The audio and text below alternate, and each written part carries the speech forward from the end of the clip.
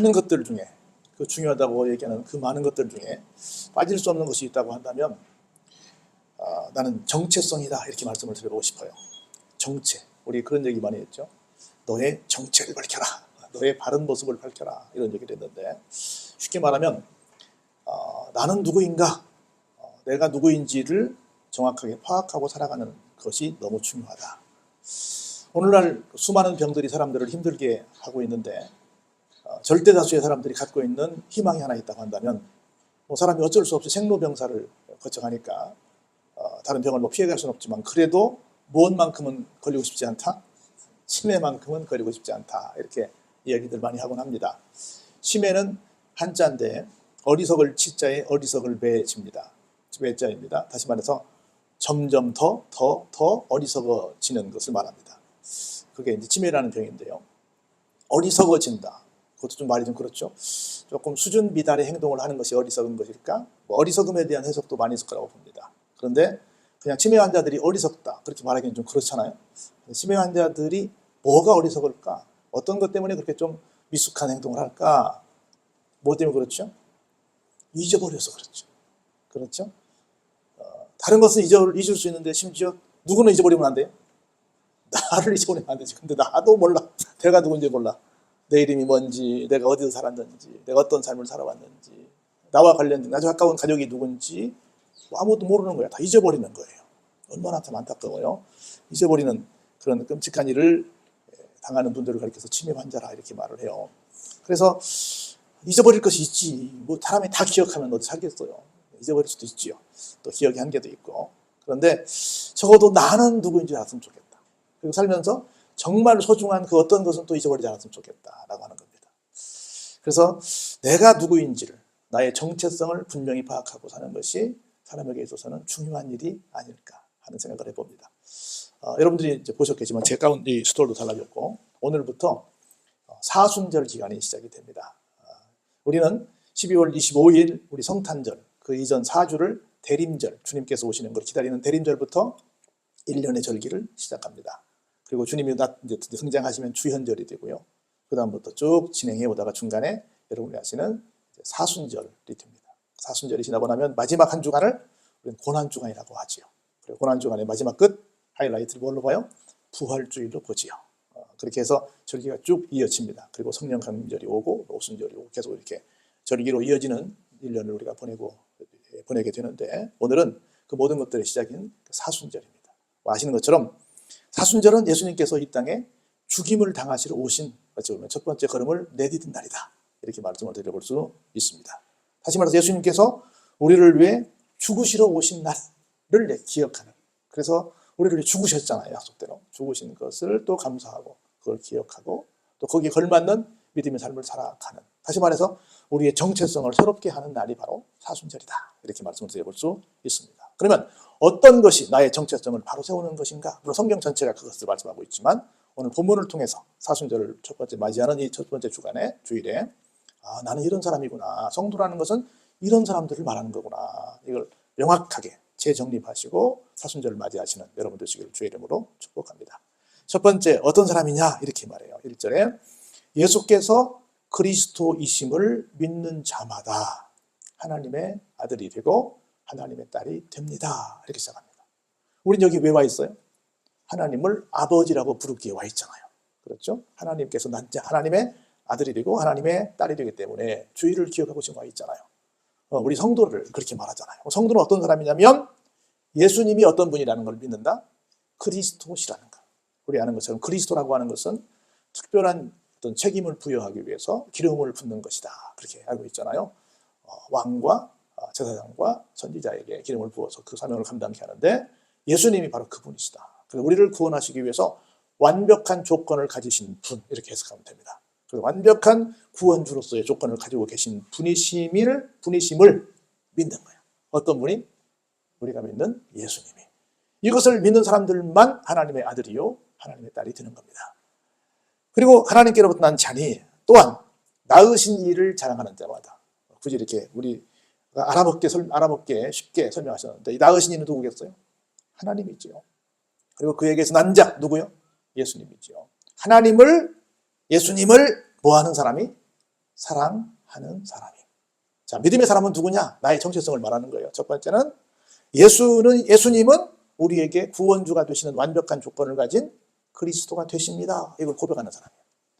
여러분의 마음속에서 이 고백이 나오길 바랍니다.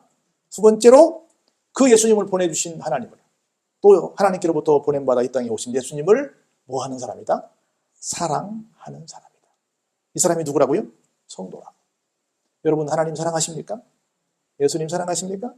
그러시는 줄 믿습니다. 그러면 2절에서 그 얘기해요. 여러분 지금 아멘 하셨어요? 하나님 사랑해요. 예수님 사랑해요. 예수님은 나의 그리스도가 되세요. 이거 나 믿어요. 이렇게 여러분 지금 고백하셨거든요. 그러면 그 증거를 여러분들 대셔야 됩니다. 2절에서 이렇게 말해요. 우리가 하나님을 사랑한다고 지금 고백했어요. 하나님을 사랑한다면, 또 그의 계명들을 지킨다면 이로써 우리가 뭘 하는 거예요? 하나님의 자녀임을 뭐 하는 거예요? 하나님의 자녀가 되는 거지. 이때서야 비로소 하나님께서 그럼 네가 한 말을 믿을게, 이렇게 말씀하시는 거예요. 하나님을 사랑하는 것. 아마 제가 알기로는 대한민국의 모든 교인, 세계의 모든 교인들이 하나님을 사랑할 줄로 믿습니다. 그런데 하나님을 사랑한다면 어떤 사람이냐면 하나님의 계명을 지키는 거예요. 하나님의 계명은 굉장히 많죠. 근데 하나님의 계명은 딱 두 가지로 압축할 수 있어요. 하나는 뭐예요? 하나님 사랑이지, 당연히. 두 번째는 뭐예요? 사람 사랑이지. 이걸 좀 풀어 말하면 이웃 사랑이죠. 다시 말해서 하나님을 사랑한다고 한다면 누구도 이웃도 사랑할 때 그걸 뭐라고 한다? 하나님의 계명을 지킨다고 말하는 거고, 1절에서 말씀하신 것들을 뭐 하는 것이다? 믿는 사람이라고 인정해 줄 거라는 거야. 근데 내가 예수님은 그리스도인 걸 믿는다 고백도 했고 하나님 사랑해요 했는데 이 계명도 지키지 않고 다른 이웃들을 사랑도 안 한다면 앞에 있는 말은 믿을 수 없다라는 얘기를 하는 겁니다. 그러면서 하나님을 사랑하는 게 뭘까를 조금 더 얘기를 해요. 하나님을 사랑하는 것은 이것인데, 하나님의 말씀, 계명들을 지키는 것이라는 거죠. 계명은 뭐 율법도 될 수 있고 율례도 될 수 있고 말씀도 될 수 있고 하나님의 권면, 하나님의 부탁, 하나님의 뭐 명령, 이런 모든 것들을 다 통칭해서 뭐라고 말할 수 있어요? 계명이죠. 그걸 지킬 때 예수님은 그리스도시고 난 하나님을 사랑해요 라는 말을 우리가 증거할 수 있다는 거예요. 그런데 그러면 목사님 그렇게 할 사람이 얼마나 있겠어요? 이거 어렵죠. 불가능하죠. 이렇게 말할 거예요. 그런데 딱 여기서 우리에게 말씀하십니다. 그의 계명들은 어떻다? 무겁지 않다. 무겁지 않다는 건 뭐예요? 힘들지 않다. 어렵지 않다. 그 말입니다. 자, 힘들지 않다, 어렵지 않다. 여러분 볼까요? 그러면 한번 설명해 볼까요? 하나님께서 우리에게 율법을 주셔서 참 어떻게 어렵게 봤는데, 예수님이 오셔서 나는 율법을 폐하러 온 것이 아니고 율법을 뭐하러 오셨다? 완성하러 오셨다. 그러면서 율법 중에 율법이 뭐냐? 골든 로우라고 그러는데 황금 율법이라고 그러잖아요. 율법 중에 최고의 율법이 뭐냐? 그러면서 율법을 다 똘똘똘 몰아서 딱 율법 어렵니? 율법은 이거야! 라고 가르쳐 주신 것이 있어요. 그게 뭐죠? 우리 모두는 기본적으로 누군가에게 대접받기를 원합니다. 누가 나를 알아주길 바라고, 누가 먼저 나를 향해서 인사해 주길 바라고, 아는 체 해주길 바라고, 나를 좀 챙겨주길 바라고, 우리도 그런 마음 갖고 있잖아요. 그런데 네가 뭔가 누군가에게 대접받고자 원하니? 그런 마음이 생기걸랑 어떻게 해라? 네가 먼저 그렇게 해라. 상대방이 보니까 이거 좋아하는 것 같아. 그러면 네가부터 해줘라. 상대방이 보니까 이건 싫어하는 것 같아. 그러면 네가부터 하지 마라. 다른 사람이 나한테 그렇게 해주길 기대하지 말고 네가부터 네가 원하는 대로 좋은 건 해주고 싫은 건 하지 마라. 이게 모든 율법의 가장 첫 번째 율법이라는 거예요. 모든 율법을 묶어놓은 율법 중에 율법이라고 하는 거예요. 어려워요, 쉬워요? 쉽죠? 쉽습니다. 남이 좋아, 내가 원하는 대로 하는 거예요. 내가 이거 싫어, 나도 싫어. 나 좋아, 너도 좋아? 그래. 기준이 여러분이 어려운 법적 조항을 다 알 거 없어요. 그냥 내가 봤을 때 좋으면 해주는 거고, 싫으면 안 해주는 거고. 얼마나 하나님께서 절대로 우리에게 무겁게, 힘들게, 어렵게 주문하지 않으신다는 거예요. 이런 믿음을 가진 사람들에게 하나님이 놀라운 은혜를 주십니다. 나 이 말씀이 너무 좋더라고. 우리 한번 4절 같이 천천히 읽어볼까요? 무릇 이런 사람을 가리켜서 하나님께로부터 난 자인데 하나님께로부터 난 자마다 세상을 이기느니라. 할렐루야. 이런 사람들은 세상을 이긴대. 근데 볼까요? 난 이 말씀이 너무 좋더라고. 세상을 이기는 승리는 이것인데 그것은 바로 뭐라고요? 우리의 믿음이란다. 이렇게 말씀하십니다. 나는 이렇게 생각을 해봤어요. 세상을 이기는 믿음이 뭘까? 그건 대단한 용기, 대단한 지식, 대단한 돈, 대단한 능력, 교회로 말하면 대단한 은사, 대단한 어떤 그런 것들이 필요해서 이런 것들이 있어야만 세상을 이길 수 있지 않을까라고 생각을 해봤는데 그렇지 않다는 거라. 예수님은 그리스도이심을 고백하고 하나님을 사랑하고 예수님을 사랑하고 이웃을 사랑하면 그것이 뭐 한다는 거예요? 하나님의 자녀가 되는 권세를 얻는 것이고 그것이 세상을 이기는 믿음을 소유한 사람이 되게 한다는 거라. 할렐루야. 대단한 어떤 총칼이나 어떤 큰 금력이나 어떤 대단한 권력이 그걸 가능케 하는 것이 아니라 이것이 가능케 한다는 거라. 그러면 한번 해볼 만하잖아요. 한번 해볼 만하잖아요. 그래 볼까요? 그런데 5절에 그런데 예수님께서 하나님의 아들이심을 믿지 않는다고 한다면 세상을 이길 수 없다. 세상을 이기는 자가 누구냐? 그 말은 반대로 지금 제가 얘기한 이 모든 것들을 믿지 않는다고 한다면 세상을 이길 수 없다. 그렇게 단정지어 말씀을 하십니다. 그러면 우리가 그리스도로 믿는 예수님은 어떻게 오셨냐? 계속 성경은 예수님만 얘기하니까 예수님이 어떻게 오셨나? 특별히 사순절에 우리가 기억해야 될 예수님이 오신 걸 얘기해요. 우리 한번 같이 천천히 읽어볼까요? 이는 물과 피로 임하신 이시니 곧 예수 그리스도시라. 물로만 아니요 물과 피로 임하셨고 증언하는 이는 성령이시니 성령은 진리니라. 아멘. 우리 교인들은 너무 잘 아는 말씀이에요. 예수님이 오신 것은 뭘로 오셨다? 물과 피와 성령으로 오셨다는 거예요. 쉽게 말하면 물은 뭡니까? 우리가 죄 씻음을 받은 증표로 세례를 받을 때 뭘로 받아요? 물로 받지요. 우리가 살아생전에 물로 말미암아 너는 이제는 죄사함 받았어. 천국 백성이 되었어. 천국의 소망을 품고 살 수 있어. 라고 하는 증표로 우리에게 물로 씻어주십니다. 그리고 더 나아가서 예수님께서 확실하게 우리의 구원을 이루시기 위해서 뭐 하세요? 십자가에서 피를 쏟으시지요. 얼만큼 쏟으셨어요? 피 한 방울, 물 한 방울 남기지 않고 온전히 다 쏟으셨지요. 그래서 결국은 예수님은 뭘로 하셨어요? 우리에게 진짜 세례를 주시러 오셨는데 물과 피로 보혈의 공로로 우리를 깨끗게 하시고 구원을 이루셨지요. 근데 예수님 외에는 어떤 훌륭한 사람도 이 일을 한 사람이 없다는 거죠. 이걸 누가 증언해요? 성령님께서 증언하시죠. 그래서 이 삼박자가 우리를 예수님 이런 분이시구나 하고 믿게 한다는 거죠. 그래서 증언하는 이가 셋이니 성령과 물과 피라. 이 셋은 합해서 뭐라? 하나다. 이걸 온전히 믿을 때 우리가 이 역사로 말미암아 내가 죄사함을 온전히 입었고 내가 천국에 갈 수 있는 성도가 되었다는 것을 내가 고백할 수 있게 된다는 거. 할렐루야. 이게 내가 알아야 될 나의 정체라는 거예요. 여러분들이 이 반열에 쓰신 것을 축하드리고 이 반열에 선 것에 대해 늘 감사하시고 하나님께 찬양과 영광을 올려드리는 삶을 사시기를 바랍니다. 그러면서 이렇게 말씀하세요.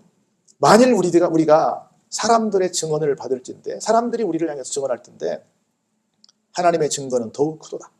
하나님의 증거는 뭐냐면 그의 아들에 대한 증거다. 그의 아들에 대한 증언이다 라고 말씀을 하십니다. 다시 말해서 이걸 조금 더 의역하면 이렇게 말씀드릴 수 있어요. 우리가 교회를 다니면서 이렇게 죄사함 받고 천국 백성이 된 모습들이 하나님 사람들 앞에 좀 박수갈채를 받을 만한 모습도 있겠지요. 그런데 우리의 모든 모습 속에 내가 드러나야 돼요? 예수님이 드러나야 돼요? 예수님이 드러나야죠. 성경의 주인공이 예수님인 것처럼 우리 모든 삶은 예수님이 주인공이 돼야죠. 우리 그런 얘기잖아요. 내가 그리스도와 함께 십자가에 못 박혔나니 그런즉 이제 내가 산 것 아니요 오직 내 안에 예수께서 사신 것이라. 할렐루야. 그러니까 내가 나타나는 게 아니라 누가 나타나는 거예요? 예수님이 나타나는 거죠. 그거 볼까요? 하나님의 아들을 믿는 자는 어디 있어요? 자기 안에 증거가 있어요. 남들이 뭐라고 하나 중요한데 내 속에 나는 예수님은 그리스도셔. 나는 하나님을 사랑한다니까. 예수님도 사랑해. 그리고 성도들을 사랑해. 나는 그의 말씀을 다 지키려고 노력하고 있어. 황금율법을 내가 늘 기억하고 있어. 이걸 누가? 내 속에서 계속 끊임없이 고백이 나와야 한다는 거예요. 내 안에 증거가 있어요. 그런데 만약 하나님을 믿지 아니하면 이 모든 것들을 말씀하신 하나님을 뭘로 만들어요? 거짓말쟁이로 만드는 거예요. 이는 하나님께서 그 아들에 대하여 증언하신 증거를 믿지 아니하신다는 거예요. 하나님도 성령님도 모든 성도들도 누구를 증언해야 돼요? 예수님을 증언해야 돼요. 예수님을 만나야만 우리가 구원받을 수 있어요. 예수님을 만나야만 천국 가는 거예요. 하나님 만날 수 있는 거예요. 그 증거가 뭐냐면 하나님이 우리에게 뭘 주신 것? 이것을 고백하면, 이것을 믿으면 우리에게 영원한 생명인 영생이 주어졌구나. 어디요? 천국 가 사는 삶. 이것이 주어졌구나 라고 하는 걸 고백한다는 겁니다. 이 생명은 오직 어디 안에만 있어요? 예수님 안에만 있어요. 예수 외에는 어떤 것도 우리를 그 자리로 안내할 수 없습니다. 그래서 어떤 사람들은 기독교는 너무 배타적이야, 자기들만 이렇게 말하는데, 이 말씀 때문에 그 어떤 방법으로도 천국에 하나님 만나러, 영생을 보장받으러, 구원받으러 갈 수 있는 길이 없다는 거예요. 있다고 말하면 그게 바로 종교타원주의예요. 있을 수 없어요. 오직 예수님 안에만 그 길이 있어요. 그래서 아들이 있는 자에게만 뭐가 있어요? 여기 생명은 영생이에요. 단순히 지금 목숨이 붙어있는 게 아닙니다. 영원한 생명, 구원이 있고, 죄송하지만 하나님이 없는 모든 하나님의 아들 예수님이 없는 자에게는 뭐가 없어요? 지금은 살아있지만 영생이 없는 거예요. 영생이 없습니다. 미안하지만 사실입니다. 그러면서 우리가 알아야 될 꼭 중요한 내용이 뭐냐면 13절 같이 한번 볼까요? 내가 하나님의 아들의 이름을 믿는 너희에게 이 본문을 쓰는 것은, 나아가 이 성경을 쓰는 것은, 성경에서 기록된 목적이에요. 너희로 하여금 같이 보시죠. 너희에게 영생이 있음을 알게 하려 하기 때문이다 라고 이 본문을 쓰신 목적, 더 나아가 성경 66권 우리에게 써주신 목적이 여기 있다는 거예요. 그 성경은 무슨 책이라고요? 영생으로 안내하는 안내서예요. 과학책입니다, 문학책입니다, 뭔 책입니다, 별소리를 다 해도, 역사책입니다, 다 해도 부분 맞습니다. 그런데 궁극적으로는 무슨 책이에요? 영생에 대한 길 안내책이에요. 성경은 구원받기에 완벽한 책입니다. 다른 것을 찾으려고 하면 좀 부족한 부분들이 있어요. 그런데 구원에 이르는 책은 완벽한 책입니다. 여러분 이걸 기억하시고, 성경을 쓴 목적이 이거구나. 성경을 이렇게 알아야 되겠구나. 성경이라고 하는 것은 영생을 선물하는 책이네. 영생을 얻고자 하니 그러면 성경을 봐라 라고 하는 겁니다. 다른 거 맞니 어떻니 역사적으로 몇 년 됐니 어떻니 중요하지 않습니다. 영생에 필요한 온전한 정보를 성경에서 제공하고 있습니다. 성경을 쓰신 목적이 우리에게 영생이 있음을 알게 해주시기 위해서 하셨다. 이걸 꼭 기억하시기 바랍니다. 이제 2절만 보면 맞습니다. 자, 14절 볼까요? 그러면 지금까지 이 모든 것들을, 제가 1절부터 14절까지 설명한 이 모든 것들을 믿는 사람들은 어떤 사람이 되냐면, 같이 한번 보시죠. 14절 시작. 그를 향하여 우리가 가진 바 담대함이 이것이니 그의 뜻대로 무엇을 구하면 들으십니다. 아멘. 이걸 믿으면 담대해지는 거예요. 왜요? 이런 믿음의 사람이 되면, 이런 하나님과의 관계가 되면, 내가 이런 정체를 가지고 있는 존재라는 걸 내가 인지하면, 이걸 믿으면 무엇이든 하나님께 구하면 어떻게 된다고요? 하나님이 들어주신다는 거예요. 근데 어떤 사람, 나는 기도 목사님 많이 했어요. 근데 기도할 때 정말 지금 내가 앞에 소개한 이런 하나님으로, 이런 예수님으로, 이런 성령님으로, 이런 성경으로, 이런 이웃사랑으로, 이런 계명을 지키는 삶으로 이어오면서 기도해내는 거예요. 기도는 누구나 다 하죠. 누구나 하죠. 근데 전제 조건이 지금 앞에 소개한 이 모든 것들을 믿는 상태에서 구하면 우리는 어떻게 된다? 담대해진다. 할렐루야. 담대해진다. 결론입니다. 그러면 우리가 무엇이든지 구하는 바를 어떤 줄 알아요? 하나님께서는 들으신다는 걸 압니다. 더 나아가 확신한다, 믿는다는 뜻입니다. 그 다음 중요한 말씀을 잘 읽어봐야 돼요. 마지막 구절을. 우리가 그에게 구한 그것을 뭐라고 써 있어요? 얻은 줄을 또한 아느니라. 정확히 우리가 일반적으로 알고 있는 상식은 뭐라고 써야 돼요? 얻을 줄을 또한 아느니라 써야 할 거 아니에요. 내가 지금 구했으니까, 지금 구한 건 지금 나한테 없잖아요. 없으니까 구했는 거 아니에요. 그러면 이루어지는 건 미래 시제예요, 현재 시제예요? 미래 시제죠. 그러면 미래 시제는 뭐예요? 얻으니야, 얻으리야. 얻으리지. 그렇죠? 근데 우리가 구한 것은 받은 줄로 믿으라는 말씀 기억하잖아요. 얻은 줄을 안다는 말은 뭐예요? 확실하게 주신다는 거예요. 이미 받았다는 거예요. 어떤 존재가 하나님 앞에 너는 나에게서 난 자야 라고 하는 온전한 고백을 하는 믿음의 사람이 되었습니다. 이게 우리의 정체입니다. 이게 여러분 곁에 앉아 계신 분의 정체입니다. 이것을 깨닫게 하기 위해서 누가 오셨어요? 예수님이 이 땅에 오신 거예요. 무엇로 증거하세요? 죽음으로 증거해요. 목숨 걸고 이 사실을 우리에게 알려주기 위해서 오신 거예요. 우리가 어떤 희생을 헛되이 만나고 이런 말 하잖아요. 만일 예수님께서 이걸 위해서 오셨는데 우리가 모르면 누구의 죽음을 헛되게 하는 거예요? 예수님의 죽음을 헛되게 하는 거예요. 여러분 예수님의 죽음을 헛되게 하고 싶으세요? 한 사람의 희생도 헛되게 하면 안 되는데 예수님의 죽음을 헛되게 하고 싶으세요? 그러면 안 되잖아요. 그래서 예수님의 이 순환을 통해서 나의 정체를 확실히 파악하고 나는 정말 영생을 얻은 행운아 중에 행운아구나, 이걸 깨닫고 감사하시면서 사순절 기간을 보내시기를 주의 이름으로 축원합니다. 은혜가 풍성한